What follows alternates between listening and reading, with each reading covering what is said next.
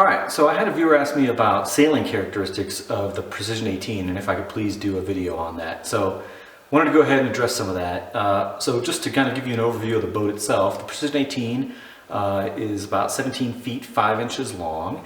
Its width or beam is 7 feet 5 inches. The boat draws 18 inches with the centerboard up. The boat weighs 1,100 pounds. And it has 350 pounds of lead ballast in the shoal draft keel. As far as sailing, so the first question I always get is the boat tender? And I would say that kind of depends on what your background and expectations are for a small sailboat. So if you're coming up from, say, a dinghy like a laser or something like that, you might say, hey, that's a pretty stiff boat. But if you're coming down from, say, like a large fixed keel, 40-foot sailboat, then you're going to find the Precision 18 very tender. Probably the first thing that people notice is when they get on the boat. A lot of people that aren't very familiar with sailboats, when they board the boat, they have an expectation that the boat's not going to move very much, and a larger boat won't. But the Precision 18 is affected by the weight of the kind of human ballast, the people that are on the boat and where that's positioned. Also, the 7 foot 5 inch beam is pretty wide, really. It's almost as wide as a Catalina 22. On one hand, the beam helps the stability of the boat because as the boat heels, that puts more airspace below the water line, and so it actually increases the buoyancy of the boat as the boat heels. But at the same time, that wide beam, when you put weight on that wide beam, especially on the very edge of it, then the boat's going to move.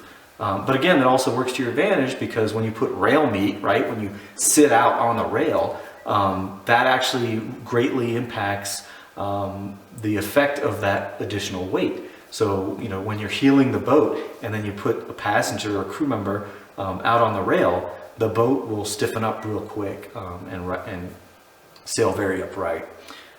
So, kind of some pluses and minuses there. My Precision 18 just has the standard factory sails. So it's a mainsail with a single reef and then 100% working jib, which is hanked on jib. I did add a second reef. I had a sailmaker add a second reef to my main. A lot of P18 owners opt for the furler, which then you can upgrade to a Genoa. So you're talking 120%, 130% instead of the 100%, which is going to improve your light air performance even more. The boat comes standard with pretty good sail controls. It has a bang, which some small boats don't have. It has a topping lift, which a lot of small boats don't have. All the controls are led to the cockpit, which is really nice, so you can raise and lower the sails from the cockpit. But it does not have a traveler, and it does not come standard with a backstay adjuster. So if you want to get into advanced sail shape, with flattening the top third of the sail, then you'd have to get a backstay adjuster put on. So as far as basic sailing characteristics, the boat does point very well into the wind. You definitely, you want to have your centerboard down. You want to be flying the head sail, the jib.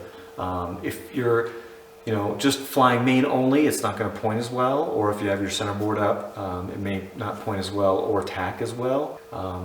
The helm is very responsive through the tiller. The boat, turns very well. You get good feedback. And, if you practice your trim, your sail trim and everything, you can really get good balance to where, the tiller is just centered and just stays there based on the inputs and the controls on the sheets. Okay, as far as the ballast, so some people have characterized the boat as lightly ballasted. I even saw one guy online call it a ballasted dinghy, which I would say is not an accurate characterization of the boat. The rule of thumb for ballast is 30% of the displacement.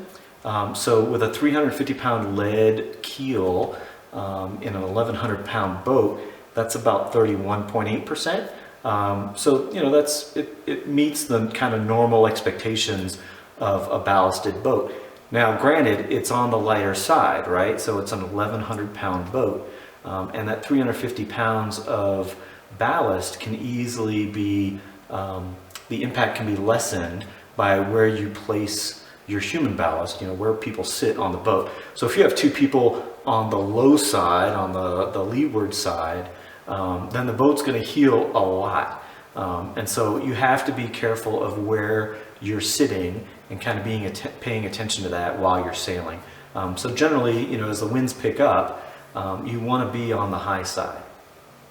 And then another aspect of the boat is where the ballast is placed. So a lot of people I see online speculate that because the ballast is in the shoal draft keel, that it's too high to be effective. I think you could argue that. The boat is self-righting. It will fully right itself if it capsizes or is laid down. So an important aspect of the ballast in the boat and its placement in the shoal draft keel is that the centerboard placement, so whether or not your centerboard is fully up or fully down, doesn't affect the ballast, right? So, very similar to a fixed keel boat. If you have a swing keel where the ballast is actually in the keel and it can be either full up or full down, then that does affect your ballast and your balance of the boat. And so the boat is self-righting even with the centerboard fully up. And so that's a great aspect of the Precision 18. So as far as the rolling movement of the boat, so the initial rolling can be quite fast, especially compared to like a fixed keel boat or any larger boat. But again, it has that wide beam, and so as the boat heels, more of the side of the boat is basically going underwater, creating a buoyant force, which counteracts the heeling. And then of course, as the boat heels, the sails become less efficient and air is being kind of bled off the top. And so that also decreases the force on the sails. So, the boat, it'll roll initially and then it kind of stiffens up a little bit and it'll find a balance there.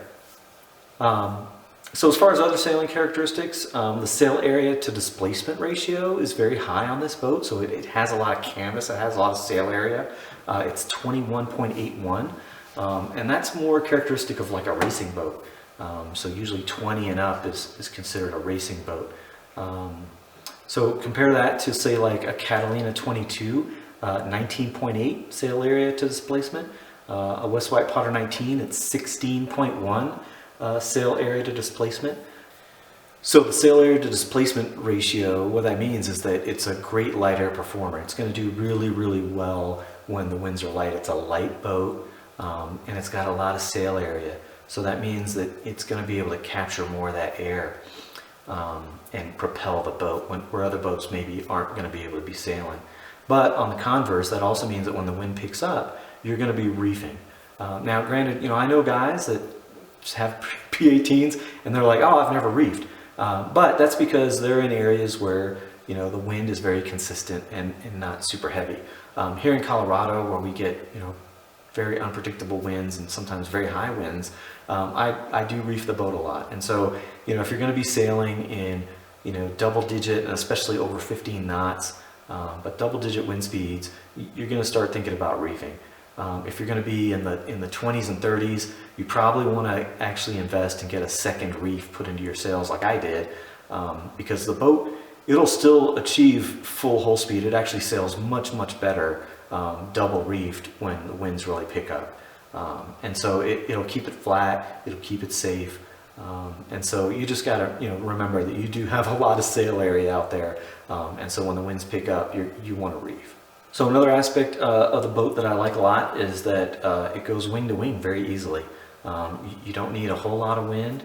And it'll just sit there with the main out and the jib out, and you have to kind of focus on the main, and so sometimes the jib will flutter a little bit, but it does wing to wing really, really well, and I do it quite often. Another aspect of the boat being kind of light is that because as you move side to side, the boat will heel just a little bit with that movement. So what that means is that when the air is very light, in a lot of boats, the boom will be kind of just drifting, right? Moving back and forth as the waves go by or whatever. On this boat, you can sit on the downwind side and induce heel, which greatly improves your sail shape. So you can keep the boom to leeward, and then be able to sail in light airs that way. So that's really a nice aspect of the Precision 18. Yeah, I think, one of the negatives of the design of the boat is, it has the coamings that come up the side, which, make sure that water doesn't come into the cockpit. But because they're not flat, they're kind of angled, they're not comfortable to sit on. And so, if you're going fast and you're heeling and you want some rail meat, out on the edge of the boat, it's kind of uncomfortable to sit up there and make effective use of that rail meat, get it all the way as far out to the edge as you can. So, I mean, you can do it, but you're not going to do it for very long. So typically, when I'm, trying to lean out on the boat, I'm staying inside the cockpit because of that lack of comfort. So I really like the hull shape of the boat, and I feel like the shoal draft keel helps the boat cut through the waves, because in a lot of boats you just have the bow and then it's kind of flat underneath, and so you get more of kind of slapping on the waves, whereas with that extra foot or so of the shoal draft keel, it creates almost like a blade, and it goes a good portion of the length of the boat. And so even if the boat, the bow kind of comes out of the water, that when it comes back down, that shoal draft keel helps slice through the waves. So I really like that aspect of the boat. It feels pretty solid when you're moving well through some waves. I really like that the Precision 18, you can take it into shallow water, right? With an 18-inch draft, you can go into shallow water, you can beach the boat. And again, the centerboard, because it's not weighted, it's not a swing keel, doesn't affect the ballast, so it doesn't really change the balance of the boat. And I know people that say that they never put their centerboard down because they sail in areas that are very shallow, and so it's just not worth it to them. And they say the boat sails fine. So I think that's another really positive aspect of the Precision 18. So as far as speed, it's not a super fast boat. The hull speed is 5.3 knots or 6.1 miles per hour. So it's probably not going to win any races, and part of that is because of how wide it is. Racing boats typically are much narrower, and this is a fairly wide boat. Now, given that, the top speed that I've achieved so far is 6.8 miles per hour, and that was in some pretty heavy winds. The boat will still achieve full hull speed double reefed. So again, don't think you're going to be going faster because the wind's picking up. You want to, flatter is faster, so you want to make sure that you're reefing, keep the boat as flat as possible, and you'll achieve the highest possible speeds with the boat. Alright, well, I hope you found this video helpful, and thanks for watching.